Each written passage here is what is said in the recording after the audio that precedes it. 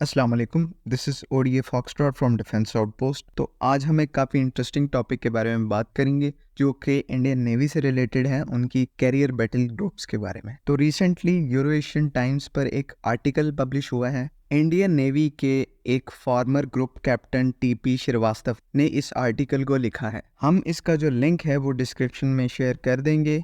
तो इस आर्टिकल पर डिस्कशन करते हैं। इस आर्टिकल में बेसिकली उन्होंने जो इंडियन नेवी की तीसरे एयरक्राफ्ट की प्रोक्योरमेंट है उसे वाइट एलिफेंट का नाम दिया है। हम सब ये बात जानते हैं कि इंडियन नेवी के पास इस टाइम एक कैरियर ऑपरेशनल है और एक कैरियर जो है वो अभी ट्रायल्स में है, मतलब कि उसके ऊपर डिफरेंट सिस्टम्स को टेस्ट किया जा रहा है। वो है INS विक्रांत, जिसे इंडिया में IAC-2 के नाम से जाना जाता है। तो अभी डिफेंस एक्विजिशन काउंसिल की कुछ दिन पहले मीटिंग हुई इंडिया के अंदर, और उसमें IAC-3 जो कि इंडिया का तीसरा कैरियर होगा विक्रांत क्लास का, यहाँ पर ये बहुत इंटरेस्टिंग चीज़ है कि विक्रांत क्लास का ही ये अगला कैरियर फ्यूचर में बनाने वाले हैं, तो उसको जो है पॉसिबल मंजूरी दी गई। हम सबको पता है कि INS विक्रांत मॉडर्न टाइम्स के हिसाब से एक कितना ऑब्सोलीट एयरक्राफ्ट कैरियर है, लेकिन ये चीज़ कहीं ना कहीं जस्टिफाइड है क्योंकि इंडियन नेवी ने इस प्रोजेक्ट को 2005 और इस टाइम पीरियड के अंदर शुरू किया था। लेकिन दोबारा वही मॉडर्न टाइम्स के अंदर आप IAC-3 विक्रांत क्लास का कैरियर परचेज कर रहे हैं या अक्वायर कर रहे हैं, तो ये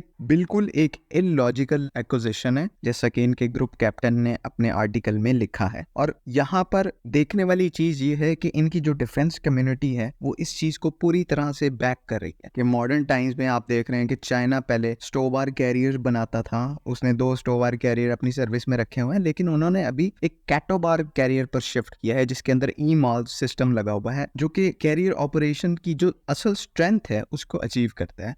तो जो स्टोबार एयरक्राफ्ट कैरियर्स होते हैं आजकल के स्टैंडर्ड से बिल्कुल ऑब्सोलीट किस्म की टेक्नोलॉजी है। देखें, ऐसी बात नहीं है कि इंडियन नेवी के अंदर इंटेलिजेंट माइंड्स मौजूद नहीं है। मसला असल में ये है कि इनकी जो गवर्नमेंट है, government of India under prime minister Modi, वो इनको इंडिजिनस टेक्नोलॉजी के ऊपर फोर्स कर रहे हैं। और इस टाइम सिर्फ इंडिया जो है वो स्टोबर एयर टेक्नोलॉजी को पोज करता है। इनके पास एडवांस टेक्नोलॉजी नहीं है कि ये कैटोबार एयरक्राफ्ट कैरियर जो है वो खुद से मैन्युफैक्चर कर सके। और इंडियन नेवी भी कहीं ना कहीं लगता है इस चीज़ को लेकर चुप है। वो कहते हैं जैसा चल रहा है वैसा चलता रहे, लेकिन ये चीज़ लॉन्ग टर्म में आके इनको बहुत नुकसान पहुंचाने वाली है, क्योंकि पाकिस्तान की जो एंटी शिप कैपेबिलिटी है वो मैनी फोल्ड्स इंक्रीज हो गई है। अगर वॉर होती है तो इंडियन नेवी इस काबिल नहीं है कि वो अपने एयरक्राफ्ट कैरियर को पाकिस्तान की कोस्ट के करीब तक ला सकें, क्योंकि उससे पहले ही इनके ऊपर जो एंटी शिप स्ट्राइक्स हैं वो लॉन्च कर दी जाएंगी पाकिस्तानी एयरफोर्स और पाकिस्तान नेवी की तरफ से।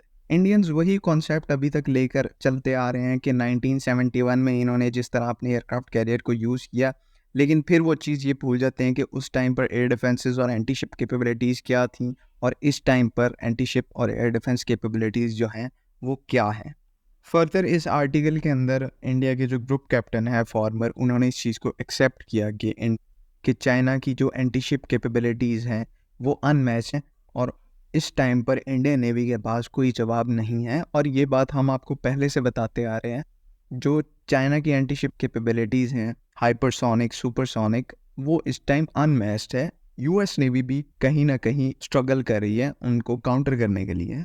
अब ना तो इंडियन नेवी के पास कोई डेडिकेटेड AWACS नहीं है जिसको ये कैरियर से ऑपरेट कर सकते हैं, ना ही कोई air to air refuelling capability इतनी कोई खास है। Body to body refuelling exist करती है, लेकिन वो इतनी ज़्यादा इफेक्टिव नहीं है कि जो एयरक्राफ्ट हैं वो मैक्सिमम लोड के साथ टेक ऑफ नहीं कर सकते।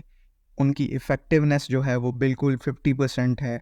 तो ये जो है एक आर्टिफिशियल इन्फ्लुएंस बिल्ड करने के लिए काफ़ी अच्छी चीज़ है, लेकिन अगर एक्चुअल में इसकी ऑपरेशन कैपेबिलिटी और वॉर में इसकी इफ़ेक्टिवनेस के बारे में बात करें तो वो बहुत कम है, स्पेशली अगेंस्ट पाकिस्तान। तो वॉर के अंदर जो है इफ़ेक्टिवनेस वो होती है कि आप अपने एडवर्सरी के ऊपर कितना डैमेज इन्फ्लिक्ट कर सकते हैं। और जैसा नज़र आ रहा है इंडियन नेवी ने अपनी 50% जो स्ट्रेंथ है उसको इन कैरियर्स के अंदर झोंका है, और आने वाले टाइम में वो यही गलती आगे करेंगे। क्योंकि फ्रेंकली स्पीकिंग अगर आप किसी भी नेवल एक्सपर्ट से पूछेंगे तो वो आपको यही कहेगा कि नेवल बैटल ग्रुप को टारगेट करना ज़्यादा ईजी है बजाय इसके कि आप इंडिविजुअल शिप्स को टारगेट करें, और इसका जो डायरेक्ट फ़ायदा है वो पाकिस्तान नेवी को होगा।